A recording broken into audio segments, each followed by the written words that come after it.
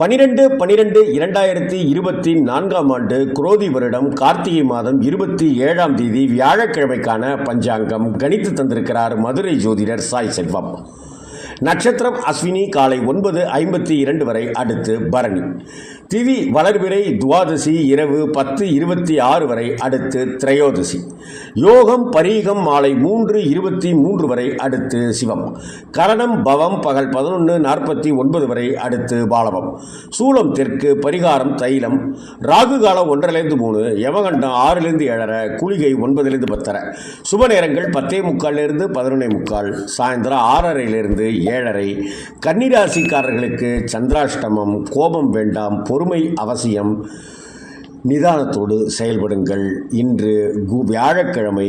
குரு பகவானை மனதார பிரார்த்தனை செய்வோம். குருவருள் இருந்தால் திருவருள் நிச்சயம்.